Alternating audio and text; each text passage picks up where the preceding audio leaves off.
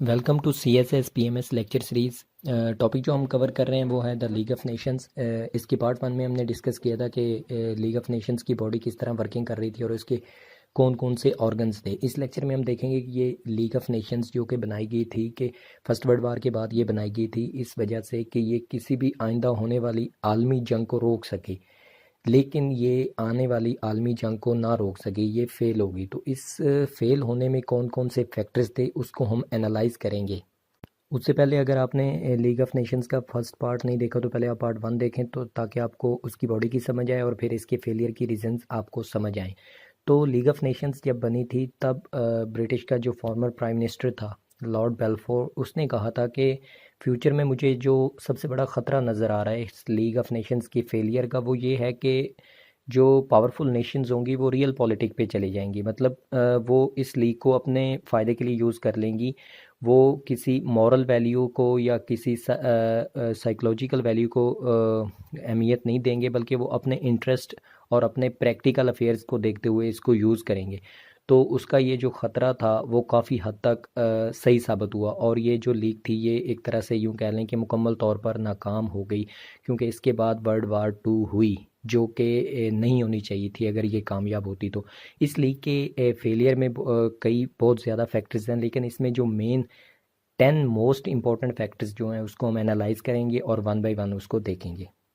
Factor number one जो है उसमें है कि it was rejected by the USA, United states of America, जिसका प्रेसिडेंट वुडरो विल्सन, जिसका एक्चुअली में मेन आइडिया ही उसी का था ये लीग ऑफ नेशंस का। लेकिन बाद में हुआ ये कि मार्च 1920 में यूएसए की जो सेनेट थी उसने वर्सेल्स ट्रीटी को भी रिजेक्ट कर दिया और साथ में लीग ऑफ नेशंस जो थी इसको भी रिजेक्ट कर दिया। और इस तरह से एक बहुत बड़ी कंट्री जो थी वो इस लीग में नहीं आ सकी, जिसकी वजह से इस लीग को एक तो फाइनेंशियल तौर पे ये नुकसान हुआ माली तौर पे, और दूसरा इसमें साइकोलॉजिकल इफ़ेक्ट बहुत ज़्यादा कम हुआ कि एक बहुत बड़ी पावरफुल कंट्री जो कि जिसका इस लीग में होना बहुत अहमियत का हामिल था, उसकी गैर मौजूदगी में इस लीग की अहमियत बहुत ज़्यादा कम हुई। तो सबसे बड़ी जो रीज़न्स थी इसकी नाकामी में, उसमें ये सबसे पहला फैक्टर यही है कि इसमें यूएसए शामिल नहीं था। सेकंड जो मोस्ट इंपॉर्टेंट फैक्टर था इसके फेलियर में वो था it was too closely linked with the Versailles treaty. Versailles treaty जो है वो 28 जून 1919 को जर्मनी और अलाइड पावर्स जो कि जीती थी उस जंग में, फर्स्ट वर्ल्ड वार में, उनके दरमियान ये एक ट्रीटी हुई थी, मुआहदा हुआ था जंग बंदी का, जंग को ख़त्म करने का। तो उस ट्रीटी की बहुत ज़्यादा उस मुआहदे की जो शराइत थी वो बड़ी अजीब किस्म की और सख्त थी। एक तरह से आप कह लें कि जर्मनी के लिए काफ़ी मुश्किल शरायात उसमें डाली गई थी अलाइड साइड से। तो ये जो लीग ऑफ नेशंस थी इसका जो कोवेनेंट था, जो रूल्स थे जिस पे ये बेस्ड थी, उसको एक्चुअली में यूज़ किया गया था इस ट्रीटी को प्रोटेक्ट करने के लिए, कि यूँ कह लें कि अलाइड पावर्स ने बाकी कंट्रीज़ का साथ लेते हुए एक्चुअली में अपने इस ट्रीटी को प्रोटेक्ट करने के लिए लीग ऑफ नेशंस को यूज़ करना शुरू कर दिया। और वो जो ट्रीटी थी वर्सेल्स ट्रीटी, वो बहुत ही एक डिफ़िकल्ट किस्म की ट्रीटी थी, उस पर अमल करना। तो ये एक बहुत ज़्यादा चैलेंजिंग काम हो गया लीग ऑफ नेशंस के लिए कि उस ट्रीटी को कामयाब बनाया जाए, या उसकी जो भी टर्म्स एंड कंडीशंस तय हुई थी दोनों साइड्स में उसको मुकम्मल किया जाए। तो सबसे बड़ी रीज़न ये साबित हुई। और दूसरा इसमें ये था कि जो लाइक जो जैसे कि जर्मन्स थे उसको चीकोस्लोवाकिया और पोलैंड में उनका शामिल कर देना, और इटालियंस जो थे उनको टेरिटोरियल जो गेन्स उनके थे वो कम थे, उनको जो उनसे जो मुआहदा हुआ था, जो उनको इलाके दिए जाने थे फर्स्ट वर्ल्ड वार की विनिंग के बाद, वो उनको नहीं दिए गए। तो बहुत ज़्यादा प्रॉब्लम्स थी। तो इसलिए लीग ऑफ नेशंस के फेलियर के सबसे बड़े सबसे जो मेन फैक्टर्स हैं उनमें से एक फैक्टर ये भी है। तीसरा जो इम्पोर्टेंट फैक्टर है लीग की फेलियर में वो है कि जो इम्पोर्टेंट पावर्स थी वो इसमें इंक्लूड नहीं थी। लाइक जर्मनी बहुत इम्पोर्टेंट पावर थी और उसको शामिल नहीं होने दिया गया, इसमें अलाउ नहीं किया गया शामिल होने के लिए 1926 तक। और उसके अलावा यूएसएसआर, रशिया जो था, जो कि एक बहुत ही बड़ी पावर थी, उसको 1934 तक वो भी इसका मेंबर नहीं था। तो और जैसे मैं आपको पहले बता चुका हूँ फैक्टर नंबर 1 में कि यूएसए ने भी इसको रिजेक्ट कर दिया था। तो इस तरह 3 बड़ी जो पावर्स थी, जर्मनी, यूएसएसआर और यूएसए, वो इसमें शामिल नहीं थी। तो इसकी जो यूं कह लें कि जो पावर थी वो इन 3 कंट्रीज़ की ना होने की वजह से काफ़ी कम थी।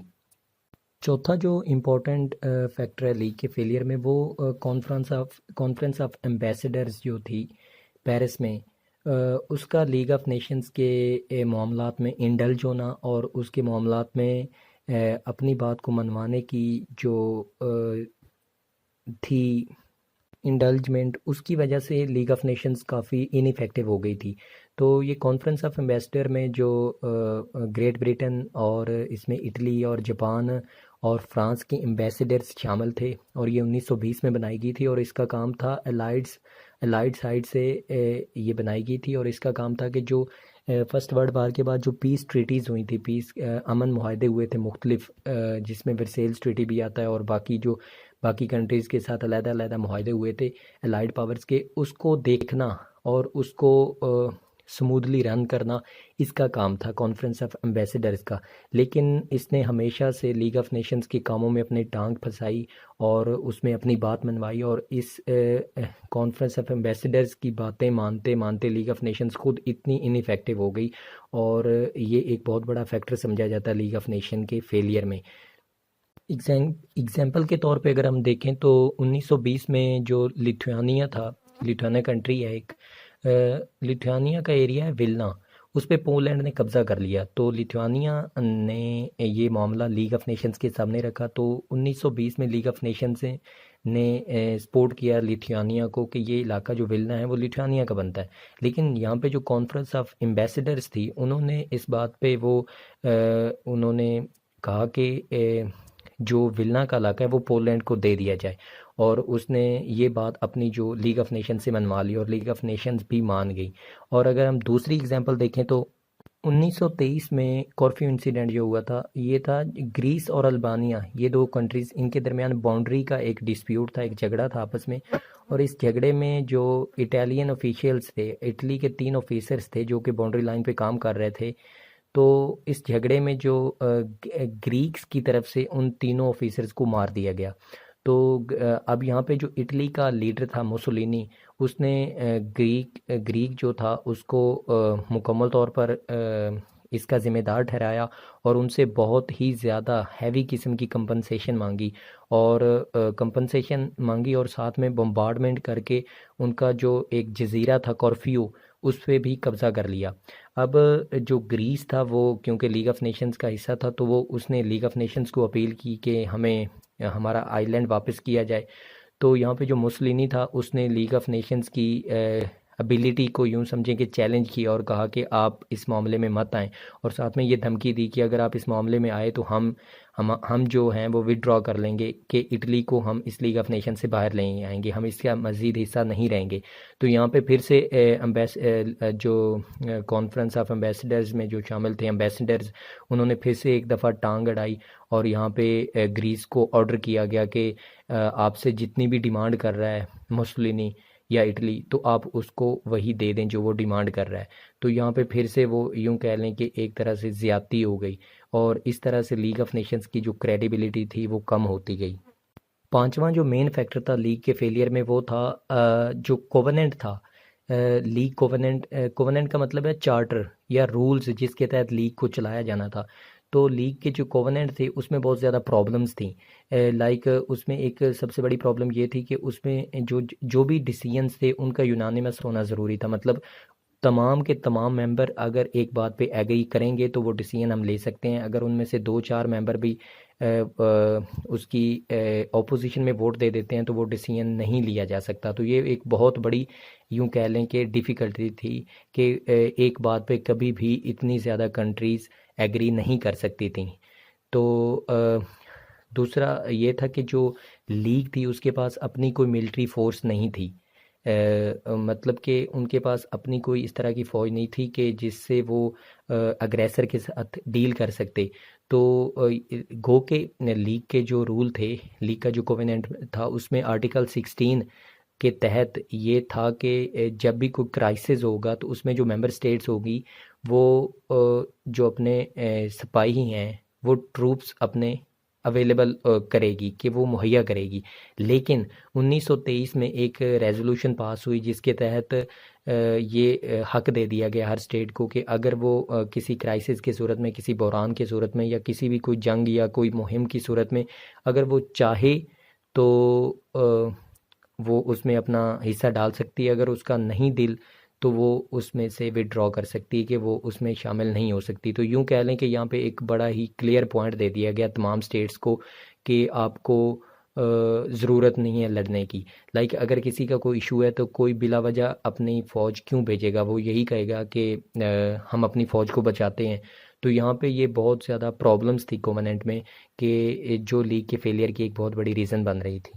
गो के लीग के जो कोवेनेंट था उसमें बहुत ज़्यादा प्रॉब्लम्स थी, उसके रूल्स में बहुत ज़्यादा वीकनेसेस थी। लेकिन इन वीकनेसेस को ओवरकम करने के लिए बहुत ज़्यादा कोशिशें की गई। इसमें जो सबसे बड़ा जो लीग का सपोर्टर था वो ब्रिटिश की लेबर पार्टी का प्राइम मिनिस्टर था, रैमसे मैकडोनल्ड। और उसने 1924 में एक रेजोल्यूशन के तहत जिनेवा प्रोटोकॉल इंट्रोड्यूस करवाया। जिनेवा प्रोटोकॉल के तहत ये जो भी मेंबर स्टेट्स थी उनको उनसे ये हलफ लिया गया कि जब भी किसी कंट्री पे बिला वजह कोई चढ़ाई करेगा तो तमाम जो मेंबर स्टेट्स हैं वो इस बात से बाउंड हैं कि वो अपने ट्रूप्स मुहैया करेंगे। तो ये किसी हद तक एक अच्छा स्टेप था लेबर प्राइम मिनिस्टर की तरफ से। लेकिन हुआ ये कि जो लेबर प्राइम मिनिस्टर की हुकूमत गई उसके बाद जो नेक्स्ट हुकूमत आई कंजर्वेटिव पार्टी की ब्रिटेन में, तो उसने इस जिनेवा प्रोटोकॉल को सपोर्ट करने से साफ इनकार कर दिया। और उन्होंने बिल्कुल भी ना नहीं चाहा कि वो ब्रिटिश के जो ट्रूप्स हैं या ब्रिटिश की जो फ़ौज है वो उसके डिफेंस के लिए यूज़ हो। 1919 के जो फ्रंटियर्स थे, तो यूँ उन्होंने बिल्कुल इसको रिजेक्ट कर दिया। और लीग ऑफ नेशंस जो पहले से कमज़ोर थी वो उसी की तरह कमज़ोर ही रही, और ये उसकी फेलियर की एक बहुत बहुत बड़ी रीज़न साबित हुई। छठा जो मेन फैक्टर था लीग के फेलियर में वो था, it was very much a French British affair. इसमें यह था कि यूएसए जो था वो तो शुरू से इसका मेंबर था ही नहीं, और जो यूएसएसआर रशिया है वो 1934 में इसका मेंबर बन रहा है। तो इतने साल दो बड़ी पावर्स इसका हिस्सा ही नहीं थी, विनिंग पावर यूँ कह लें आप। तो इसमें जो पीछे जो मेन जो पावर्स रह जाती हैं वो एक ब्रिटिश है और एक फ्रेंच है। तो ब्रिटिश का जो बिहेवियर था, जिनेवा प्रोटोकॉल को उन्होंने जो रिजेक्ट किया था, उसको देखा जाए तो उसमें भी नज़र आता है कि वो इसमें ज़्यादा इंटरेस्टेड नहीं थे। और उसका अनइंटरेस्टिंग शिप जो थी उसकी वो ज़्यादा शो हुई जब लुकैर्नो ट्रीटीज़ थी, जो ब्रिटेन ने और एलाइड पावर्स की तरफ से वो हुई थी, जो पोस्ट वर्ल्ड वार फर्स्ट जो टेरिटोरियल बॉर्डर्स थे, या जो टेरिटोरियल लाइंस, जो नए नए बॉर्डर जो बने थे उनको सिक्योर करने के लिए, और जर्मनी के साथ ये मुख्तलिफ ट्रीटीज़ थी जो लिगार्नो ट्रीटीज़ के नाम से जानी जाती हैं। इसमें मैं एक अलहदा से वीडियो बनाऊंगा। तो मतलब उन्होंने लीग ऑफ नेशन से हट के अलहदा से अपनी ट्रीटीज़ साइन करना शुरू कर दी, और वो इतना ज़्यादा इंटरेस्ट नहीं ले रहे थे ब्रिटिश वाले भी लीग ऑफ नेशंस में। और पीछे रह जाता फ्रेंच, जो कि फर्स्ट वर्ल्ड वार में बहुत ज़्यादा उसको नुकसान हो चुका था, और वो भी बिल्कुल यूँ कह लें कि पावरलेस हो चुका था। तो लीग ऑफ नेशंस का जो यूँ कह लें कि करता धरता या सपोर्टर या गॉडफादर कोई पावरफुल नहीं था, इसलिए इसकी फेलियर की सबसे बड़ी वजह ये भी है। सातवां जो मेन फैक्टर था वो था 1929 में जो ग्रेट डिप्रेशन, ये एक मुआशी बहरान था ग्रेट डिप्रेशन के नाम से। इस पे एक डिटेल वीडियो मैं बनाऊंगा, लेकिन अभी तक यही है कि ये एक बहुत बड़ा मुआशी बहरान था जिसकी वजह से जो जितनी भी कंट्रीज़ थी जो उनमें बहुत ज़्यादा अनएम्प्लॉयमेंट आ गई, उसमें जो लिविंग स्टैंडर्ड्स थे वो बहुत नीचे गिर गए, और गुर्बत एक तरह से आ गई। और इस नए इफ़ेक्ट की वजह से जो मेन कंट्रीज़ थी जैसे कि जापान थी, या यूँ कह लें कि जर्मनी थी, उनमें राइट विंग जो लीडर्स थे वो आगे आ गए। और जो राइट विंग लीडर्स थे वो ज़्यादा यूँ कह लें कि एक्सेंट्रिक टाइप थे, वो खबती टाइप के थे। और यहाँ पे यूँ कह लें कि हिटलर की जो नाज़ी पार्टी है उसको अब प्रमोशन मिल रही थी इस डिप्रेशन के बाद। और जापान में भी राइट विंग पार्टी आ गई थी, और साथ में इटली में जो मुसोलिनी था वो भी एक राइट विंग बंदा था। तो ये सारे ना यूँ कह लें कि बड़े खबती किस्म के लीडर्स आगे आ गए और उन्होंने लीग ऑफ नेशंस के रूल्स की बिल्कुल परवाह नहीं की और उन्हें और इन रूल्स को उन्होंने खुल के चैलेंज किया और खुल के तोड़ा। तो लीग ऑफ नेशंस पहले से जो कि बहुत कमज़ोर थी और वो इन लीडर्स के आने की वजह से और ज़्यादा कमज़ोर हो गई। आठवां जो मेन फैक्टर है वो है the Japanese invasion of Manchuria. Manchuria एक चाइना का इलाका है। 1931 में हुआ यूं कि जापानी जो जापानीज़ थे उन्होंने अपने सिपाहियों से इस पे चढ़ाई कर दी और इसमें घुस के और इस पे कब्ज़ा कर लिया। अब चाइना जो कि उस वक्त इतना पावरफुल नहीं था जितना कि अब है, तो चाइना ने लीग ऑफ नेशंस का दरवाज़ा खटखटाया जो कि एक रीज़नेबल सी बात बनती थी। तो लीग ऑफ नेशंस ने ये किया कि उन्होंने जो जापान था उसको कहा कि आप अपने जो फ़ौजी हैं उसको वहाँ से निकालें मंचूरिया से, आप बिला वजह उस पर क्यों मतलब कि आपने कब्ज़ा कर लिया। तो जापान ने लीग ऑफ नेशंस की इस डिमांड को क्लियरली तौर पे मना कर दिया और उससे इनकार कर दिया, जिस पे लीग ऑफ नेशंस ने एक फिर कमीशन बनाया लॉर्ड लिटन के अंडर। और लॉर्ड लिटन के अंडर जो कमीशन बना था उसने जब एनालाइज़ किया इस मामले को तो उसने देखा कि ये प्रॉब्लम्स दोनों साइड्स पे हैं। तो वक्ती तौर पे जो लॉर्ड लिटन ने और उसके कमीशन ने फ़ैसला किया 1932 में वो ये था कि क्योंकि दोनों तरफ प्रॉब्लम्स हैं तो अब कुछ अरसा के लिए इस इलाके को जो गवर्न करेगा या जो इस इलाके पे इलाके को कंट्रोल करेगा वो लीग ऑफ नेशंस खुद करेगी। तो लीग ऑफ नेशंस की ये जो ख्वाहिश थी उसको जापान ने मुकम्मल तौर पर रिजेक्ट कर दिया और साथ ही लीग ऑफ नेशन से विड्रॉ कर लिया कि वो निकल गया, लीग ऑफ नेशंस को छोड़ दिया 1900 मार्च 1933 में। तो अब ये जो जापान का स्टेप था कि उन्होंने लीग ऑफ नेशंस की किसी भी बात को नहीं माना, कि पहली उनकी जो डिमांड थी लीग ऑफ नेशंस की वो कि मंचूरिया को आप छोड़ दें, उन्होंने वो भी नहीं छोड़ा। और दूसरी जो लॉर्ड लिटन के कमीशन की डिमांड थी कि हम खुद इसको गवर्न करेंगे कुछ अर्सा के लिए, उसको भी उन्होंने चैलेंज कर दी। और तीसरी जो बात थी वो ये थी कि उन्होंने एक बिला वजह यूँ कह लें कि वो लीग को छोड़ के चले गए। तो ये तीनों यूँ कह लें कि लीग ऑफ नेशंस की यूँ कह लें कि तज़हीक थी। तो इसको देखते हुए अब कानूनन ये था कि इसको जापान पे पाबंदियां लगनी थी, माशी पाबंदियां और कुछ फ़ौजी पाबंदियां भी होनी थी। लेकिन ब्रिटेन और फ्रांस जो कि मेन सरपरस्त थे इस लीग के, उन्होंने इस पे कोई किसी किस्म की पाबंदियां नहीं लाई और लगाई और ना ही उसके बारे में कोई क्वेश्चन रेज़ किया। उसकी रीज़न ये थी कि ब्रिटेन और फ्रांस खुद बहुत ज़्यादा कमज़ोर हो चुके थे। फर्स्ट वर्ल्ड वार में उनका बहुत ज़्यादा हैवी नुकसान हुआ था और उसके बाद वो बड़ी स्ट्रगलिंग कंडीशन में थे और साथ फिर ग्रेट डिप्रेशन का जो क्राइसिस आया उसने उनको मज़ीद कमज़ोर कर दिया। तो ब्रिटेन और फ्रांस बिल्कुल भी ये रिस्क नहीं लेना चाहते थे जापान पे पाबंदियां लगा के, और वो नहीं चाहते थे कि जापान के साथ उनकी जो ट्रेड चल रही है वो बंद हो और उनको मज़ीद माशी नुकसान हो। तो यूँ कह लें कि उन्होंने चुप साध ली और इस चुप साधना जो था वो लीग को और कमज़ोर कर गया कि जापानीज़ जो थे उनका कॉन्फिडेंस बढ़ गया। और जापानीज़ को देखते हुए और जो कंट्रीज़ थी लाइक जर्मनी जो था हिटलर के नीचे और उधर मुसलिनी जो था, उन्होंने भी फिर इस तरह की और यूँ कह लें कि बदमाशियाँ करनी शुरू कर दी। नौवीं जो मेन फैक्टर है नौवां लीग ऑफ नेशंस के फेलियर में वो है वर्ल्ड डिसआर्मामेंट कॉन्फ्रेंस जो 1932-33 में हुई थी, उसका फेलियर।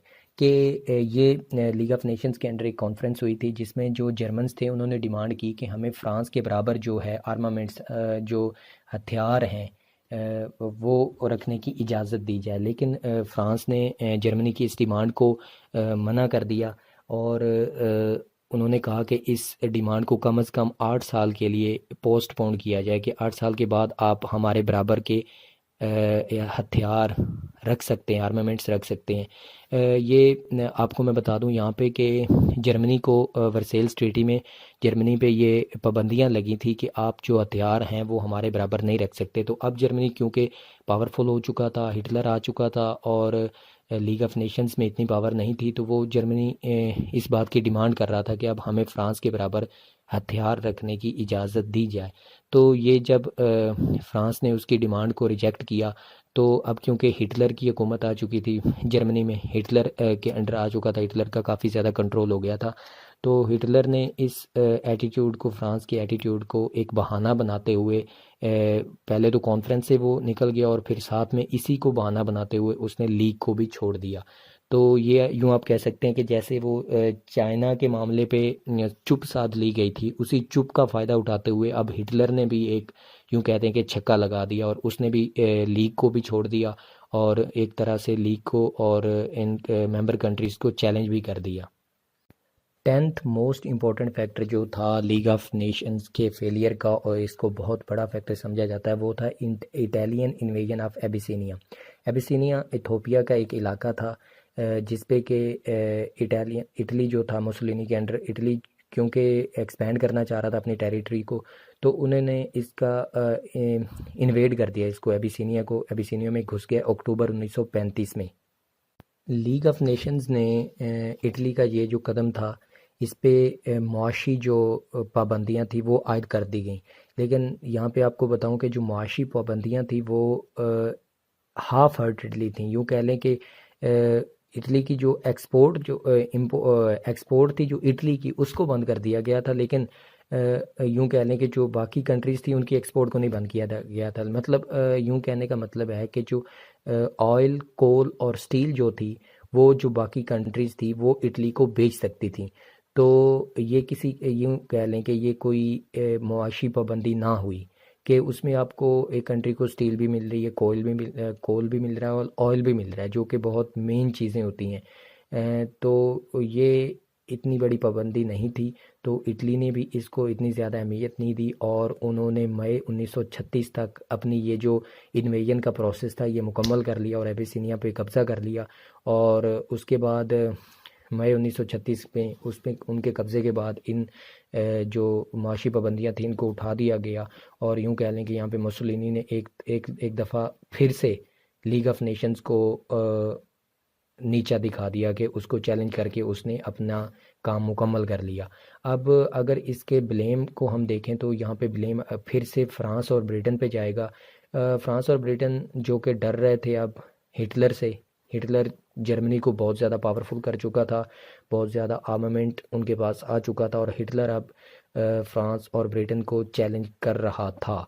तो यहाँ पे फ्रांस और ब्रिटेन का ये था कि अगर हम मुसोलिनी पे ज़्यादा फोर्स या ज़ोर देंगे या उस पे ज़्यादा सख्त पाबंदियाँ आयद करेंगे तो हो सकता है कि वो हिटलर के साथ मिल जाए, जो कि वो कभी भी नहीं चाहते थे। गो के वो बाद में उसी के साथ ही मिल गया था, लेकिन अभी तक उनकी ये ख्वाहिश थी कि मुसोलिनी को हम अपने साथ मिलाएंगे और इस तरह फिर हिटलर को एक बहुत बड़ा जो यूँ कह लें कि उसका जो एलाय है उसको नहीं मिलेगा। तो ये फिर से एक लीग ऑफ नेशंस की, यूँ कह लें कि प्रेस्टीज को बहुत ज़्यादा नुकसान हुआ इस फैसले से। लेकिन यहाँ पे यूँ कह लें कि लीग ऑफ नेशंस मुकम्मल तौर पर फेल हो चुकी थी। अक्टूबर 1935 का जो इटालियन इन्वेजन ऑफ एबिसिनिया था, इस वाक़े के बाद लीग ऑफ नेशंस मुकम्मल तौर पर इनफेक्टिव हो गई थी, क्योंकि यहाँ पे जो इसके रिज़ल्ट थे वो बड़े सख्त किस्म के थे।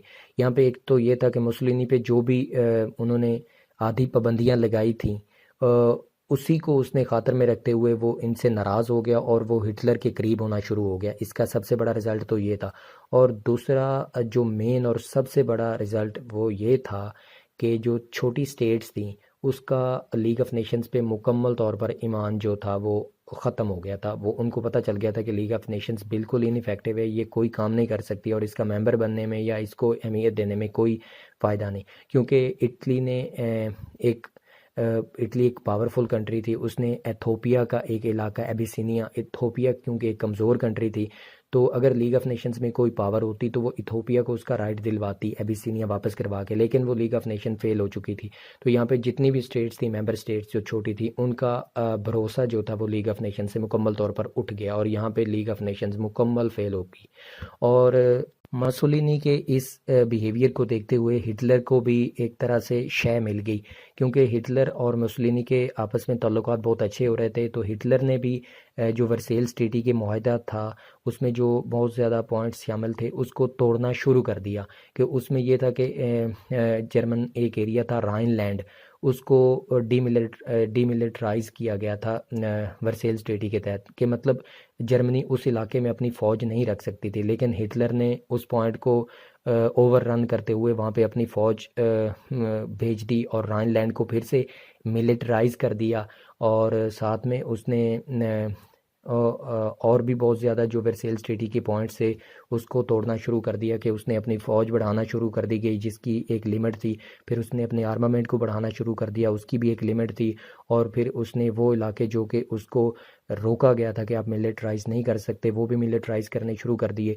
तो यूँ कह लें कि हिटलर ने अब वाज़े तौर पर चैलेंज करना शुरू कर दिया था वर्सेल्स ट्रीटी को, और इनडायरेक्टली फ्रांस और ब्रिटेन को। लेकिन यहाँ पे हिटलर का जो फैसला था राइनलैंड को मिलिटराइज करने वाला, वो एक तरह से बड़ा यूं भी कह सकते हैं कि एक बड़ा डेंजरस भी साबित हो सकता था अगर फ्रांस और ब्रिटेन इसके रिएक्शन में कुछ करते।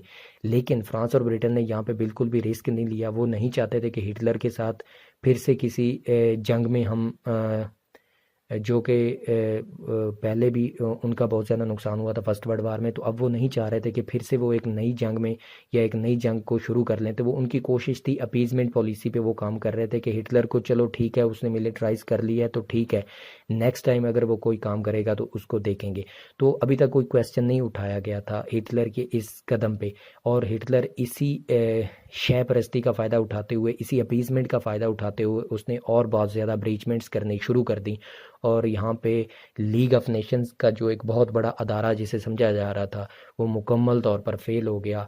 और यहाँ पे मसोलिनी और हिटलर के नाम से दो बड़े लीडर सामने आ गए जो कि एक मुकम्मल तौर पर खबती लीडर थे, और वो किसी भी चीज़ की परवाह नहीं कर रहे थे, चाहे वो लीग ऑफ नेशंस हो या वर्सेल्स ट्रीटी हो या कोई भी कंट्री हो, वो सबको चैलेंज कर रहे थे। और यूँ कह लें कि यहाँ पे सेकेंड वर्ल्ड वार की जो तैयारियाँ थी वो शुरू हो गई। तो ये लीग ऑफ नेशंस के फेलियर में जो मेन फैक्टर्स हैं वो ये हैं। तो अगर आप इस चैनल पे फर्स्ट टाइम आए हैं तो प्लीज़ चैनल को सब्सक्राइब करें और साथ में बेल आइकन का बटन दबाएं, क्योंकि इस चैनल पे हम CSS और PMS की मुकम्मल आउटलाइन कवर कर रहे हैं और FPSC की रिकमेंडेड बुक से कर रहे हैं। जो बुक्स हम यूज़ करते हैं डेटा के लिए वो ऑथेंटिक होती हैं, और उस बुक का जो रेफरेंस है वो मैं हर वीडियो की डिस्क्रिप्शन में डालता हूँ।